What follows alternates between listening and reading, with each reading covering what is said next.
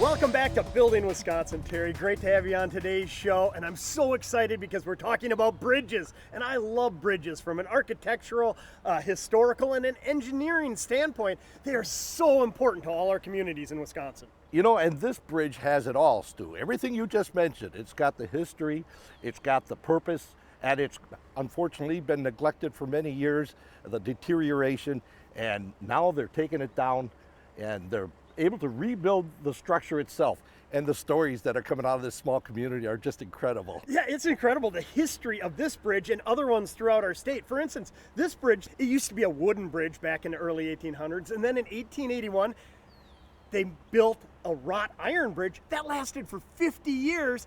And then in 1931, they built this one, which has subsequently been removed. So after 90 years of the Cole Memorial Bridge built in 1931, it came time to replace it. And that was quite the process, wasn't it? Because it really was in need of repair. It was, and unfortunately, these bridges that are in communities like this, they're ignored simply for the fact that they put bypasses around cities like this. And the bypasses are great because it takes care of a lot of the congestion in a city like this, but it also takes away federal and state status for bridges like this. Really? So as good as these bypasses are, they come with a cost, and that cost is federal funding.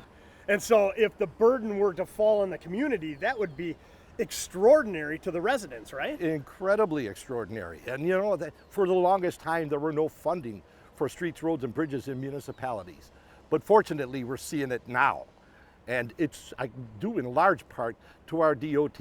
Secretary Thompson was able to fill a lot of vacancies. People are actually paying attention to the fact that these things are deteriorating. They left behind these wonderful structures that communities like Watertown depend on. Sure. So let's get into the project itself. I mean, first of all, the original Cole Bridge needed to be removed. And that created a lot of challenges, didn't it? I mean, because you have current flowing through here, so they have to lock everything in place. Yeah, they have to lower those spuds on that barge, which, by the way, was used when they tore the old bridge down. They pulled the barge underneath it, and they dropped the bridge on the barge, and really what it did, it had no impact on the environment, aquatic life or anything. They brought the barge down here, clamshelled the concrete off, and put it in a staging area. And this is done by your members? I mean, they're the ones doing the work here? That's our members doing the work over there. That's Zenith Tech. The unique thing, though, and the challenge on this project for Zenith Tech was the fact that there was a footing for the abutment underneath the footing of this Masonic temple over here. That's got to be pretty rare, isn't it? It is rare. As far as they know, it's the only time it was ever done in the country. So they had to bring in marine contractor McMullen and Pitts to reinforce the wall and take the footing from the abutment out from underneath the Masonic temple, or at least separate them from the project. Oh, wow. One of the challenges of many that I'm sure they're encountering on a project like this. But you know what? It also exposed another challenge, Stu. There's tunnels over here. There's a tunnel that you could see was bulkheaded. The doorway has got concrete poured in it, and now they have to figure out how they're going to handle this tunnel situation and putting the abutment in there. How much of the tunnel do you take out? What do you take out? You're talking a full-size big tunnel. It's a big tunnel underneath the What building. was it there for to begin with? Oh, it's so much fun to hear people talking about this. The local folklore is that they were running rum up from Illinois, up the Rock River during the Prohibition. There's stories that perhaps it was just a cooling area for some of the breweries around here during the summer. Now, we just had a local senior citizen come by and tell us that they were actually making booze in the basement during the Prohibition, and they used that to get it out of there.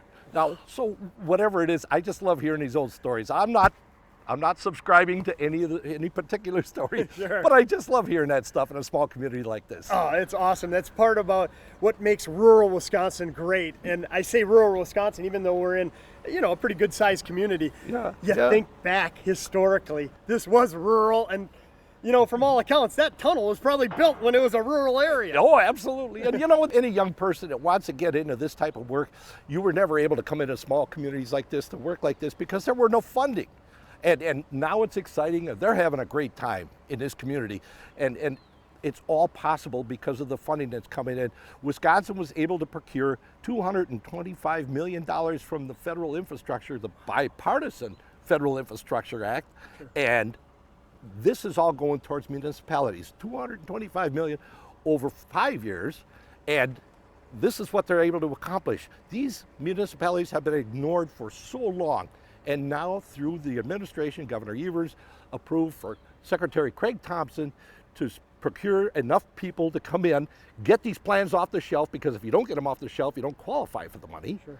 And also to get a grant liaison hired on staff to help him work with the federal government to bring that money into these municipalities and make these improvements. And as you mentioned earlier, the municipalities were left high and dry when the bypasses went in. As great as those were for flowing traffic, left them high and dry on the funding needed for proper maintenance and when the time came to rebuild these. But now, the saving grace is we have a lot of money coming in, and if they're prepared for it, they can get it relatively quickly. Yes, beyond the revenue sharing that was included in the state budget, now we've got the federal funding from the Bipartisan Infrastructure Act, and these municipalities are seeing a great opportunity for rebuilding and updating their infrastructure. And one thing that I heard is this was originally to be started in 2026. It's 2024.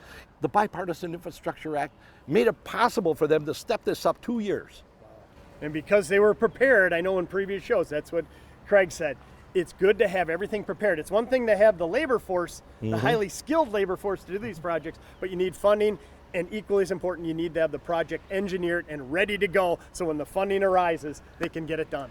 And Wisconsin did a great job. Hats off to Secretary Thompson, his team, and the governor and his administration, because these municipalities are realizing that funding right now. Okay, awesome. Let's get into the guts of the project. What type of equipment's going on, right. some other challenges, and then maybe it's best if we head across and get up close and personal. Let's go with it.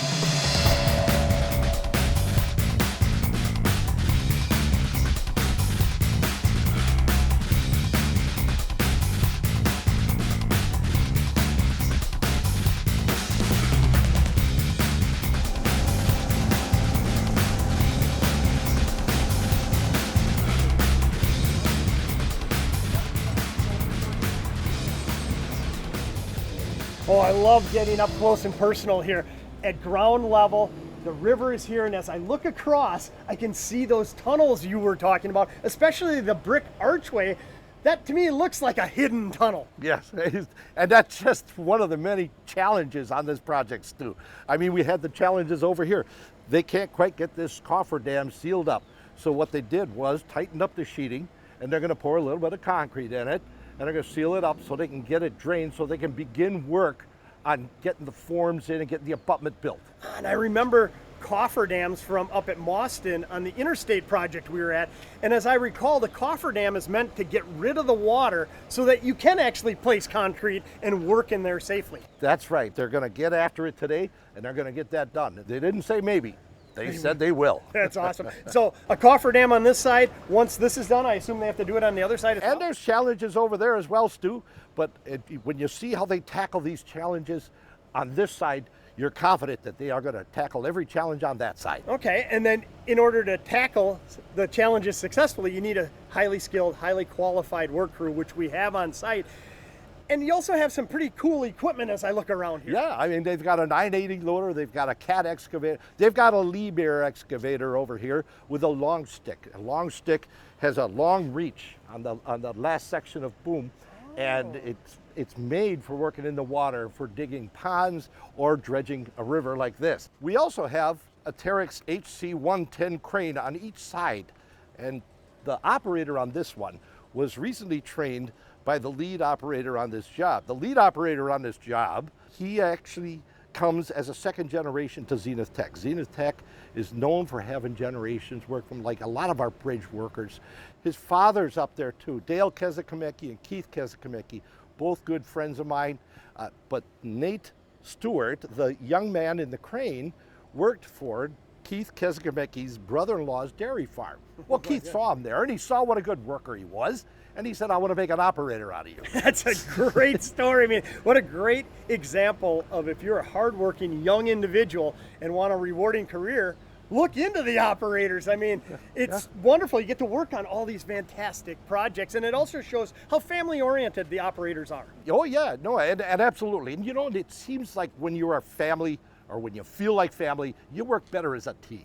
Sure, and you look out for each other, right? I mean, you safety look out. is always at the forefront. Yeah, and you work together to tackle problems like this. Well, you know, problems like this, we're talking about the Watertown Bridge, but it's not unique to Watertown, right? I mean, we have bridges all around the state. As a matter of fact, I was wondering to myself, how many bridges do we have in Wisconsin? And it turns out we have over 14,400 bridges. And recently, the state identified over 1,700 that are in need of repair. And what was scary to me is over 900 of those were deemed structurally deficient. That's pretty scary and worrisome, right? But I'm confident in the workforce that we can repair or replace all those bridges. I'm confident in the workforce, Stu. I'm confident in the training, but I'm also confident that we will find the funding for these bridges. That's outstanding to hear. It instills confidence in me, and I hope it does for our viewers as well. Thanks for coming on Building Wisconsin. We'll see you again sometime. All right. soon. Thank you, Stu. Good to have you.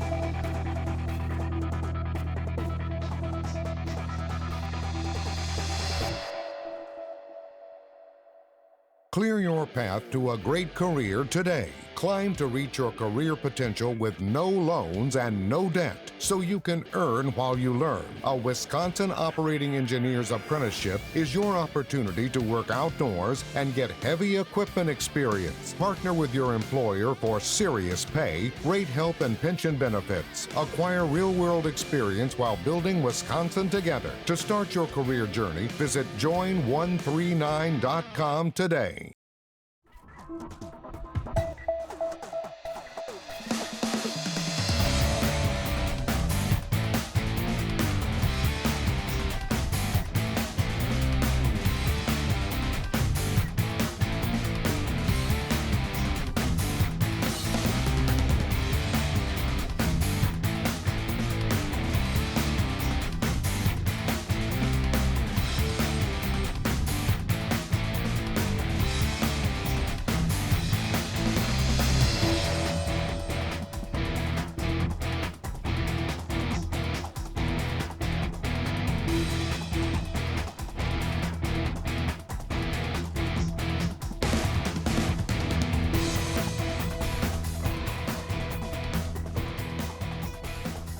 Welcome to Building Wisconsin, and thanks for coming on today's show, Senator Baldwin. We're anxious to get an update on the Bipartisan Infrastructure Investment and Jobs Act and how it's delivering for Wisconsin.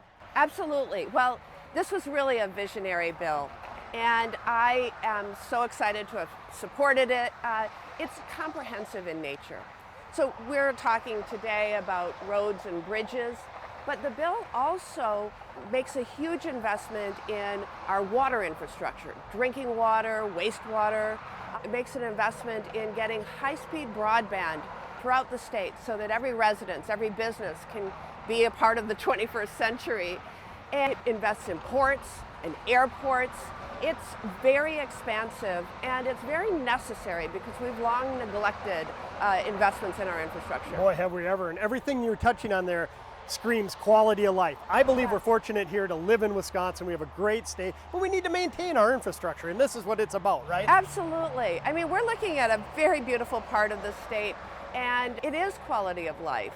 We in Wisconsin love our waterways. We love the outdoors. We're proud of our tradition of making things, manufacturing things, and keeping our infrastructure up keeps the economy going. Exactly. Well, for the purposes of our show, we focus in on highways, roads, and bridges. And what a perfect backdrop, because we're here in Columbia County, where Interstate 39, 90, and 94 cross the Wisconsin River, a vital thoroughfare for our economy, for our visitors, everything, right? And you have some exciting news because this needs to be replaced. Absolutely.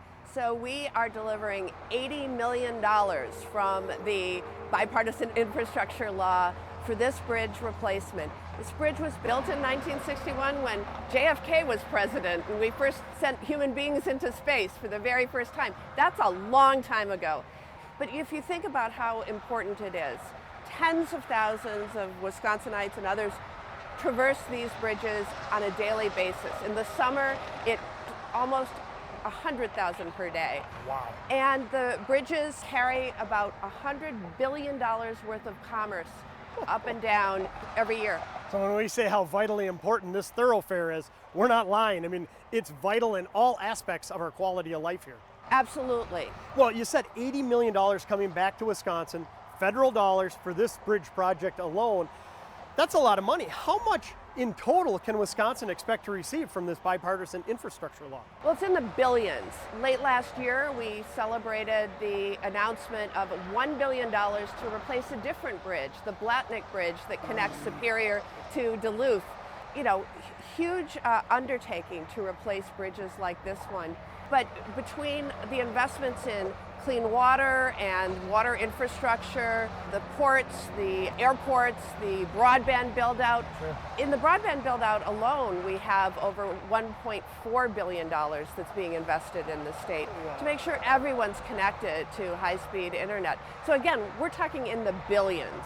Now, obviously, we're talking about fixing bridges and other infrastructure that are in need of repair or replacement right now. And to me, that seems like the responsible thing to do for future generation of Wisconsin residents. Would you agree with that? Absolutely. You know, we let our infrastructure deteriorate. We hadn't made the sort of investments that we need to make sure it's safe and serves our economy. And so this investment is going to serve this generation and future generations very, very well. Yeah, I know you mentioned this was built back in 1961. And I think, how fortunate were we that our forefathers had the foresight to see the need for this bridge, and now it's our turn to do the same for the next generation. We got to stop kicking the can down the road. We sure do. I think about how many times I've personally crossed these bridges. Sure. They are necessary arteries for commerce, for people going on their vacations, for people getting back and forth to work or running ordinary errands. We need to make sure we maintain them for safety, but also for our economy. In addition to an investment in our infrastructure, it's also called a Jobs Act. And from what I've seen driving around our state, there are a lot of people being put to work as a result. Is it important to create construction jobs and construction careers as a result of this legislation? It is, it's happening and it's very, very exciting. You know, sometimes we see the orange barrels on the road and we think, oh, slow down, it's gonna take me forever to get somewhere. Sure. I look at those and I say, jobs, this is incredible. So we have been seeing a significant increase in people who are going into the trades. These are great jobs. I think about the opportunity for somebody to, right out of high school, start an apprenticeship, for example, learn the skills of the trade, become journeymen. These are opportunities to earn while you learn your craft, and then you have a great job, family supporting wage, and a career. Oh, sure, and we're fortunate here in Wisconsin to have some of the best training centers in the nation, like the world-class training center in Coloma that the operating engineers have. Yes, I've had a chance to visit the training center in Coloma. It is top-notch.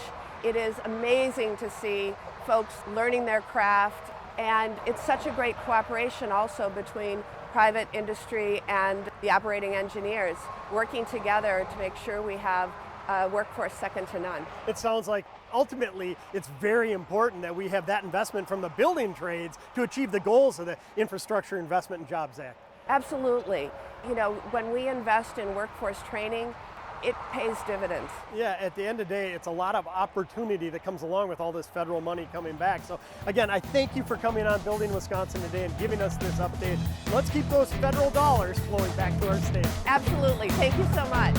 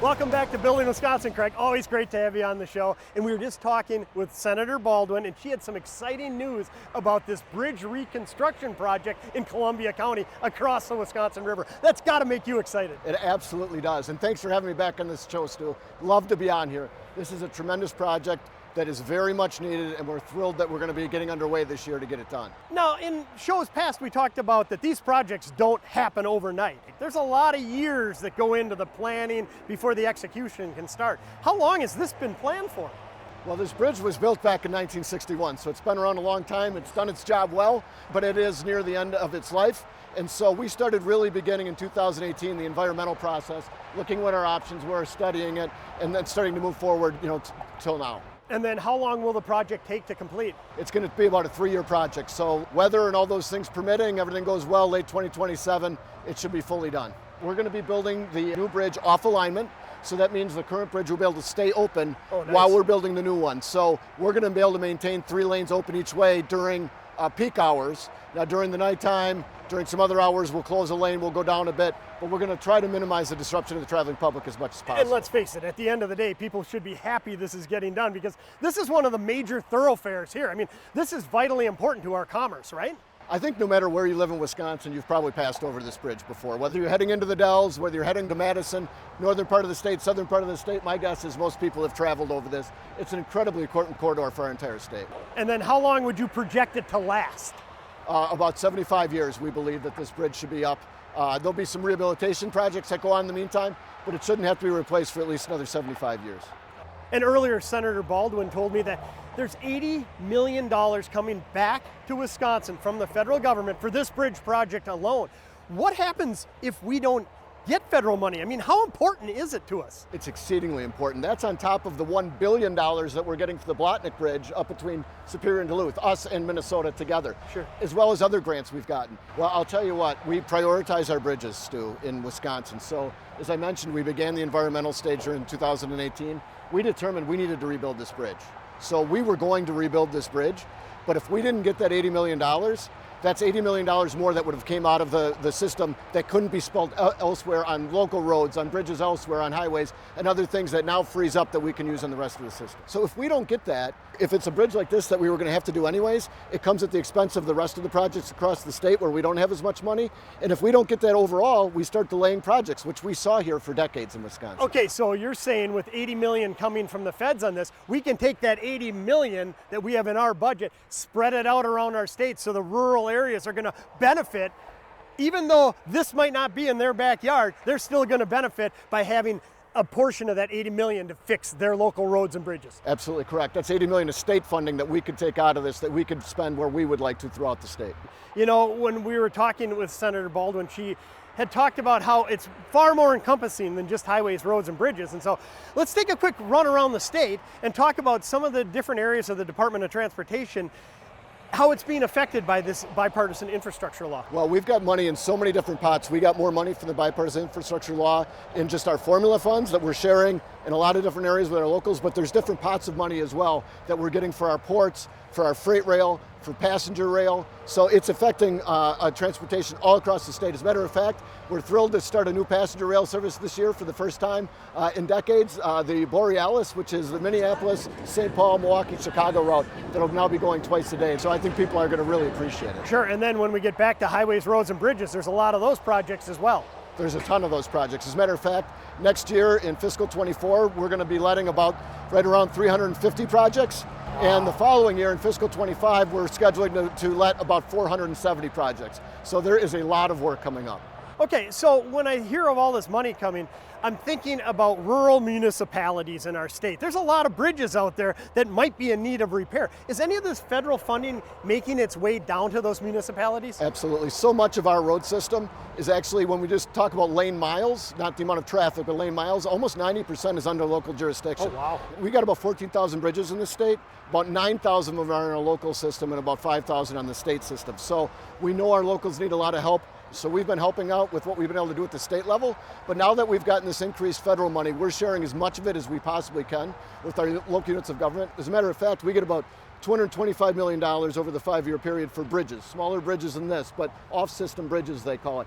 100% of that is going to the locals. Between that and the other funding that we've been able to provide between federal and state, the money going to locals for roads and bridges will have about doubled from 2020 to 2026. Wow, and that's great news for all of Wisconsin, right? Get these bridges repaired for safety, for our commerce, for tourism, everything that Wisconsin is about. We need our bridges fixed, and you're saying that money is making its way down there. What happens if I have a local municipality? They might not have the wherewithal or even the knowledge of how to even get something like this started. In a previous show, you mentioned that you're willing to assist your department. Yeah, we've really tried to step into that because for the first time, a town and a city can directly get money from the federal government. But that comes with a lot of things you need to know how to navigate towards. So we're trying to provide them with the technical assistance, whether it's us doing it directly or contracting with our private sector partners to provide that assistance to our towns, villages, and counties. Well, one thing for sure, with all this bipartisan infrastructure and jobs money coming to our state, it's opportunity. And in order to do all these projects we're talking about, we need a strong workforce, and boy, we're fortunate here because, in my opinion, we have the best in the nation. Well, these things don't get done with funding, they don't get done with construction materials, they get done with people. And we've got the best people in the country, and they keep coming in more through our apprenticeship program, through our great trade unions, and we've got the skilled workers, and we're ready to go. Good. Well, that's good news for Wisconsin. I appreciate you coming on today's show. I guarantee we'll see you again on Building Wisconsin. Thanks, Stu.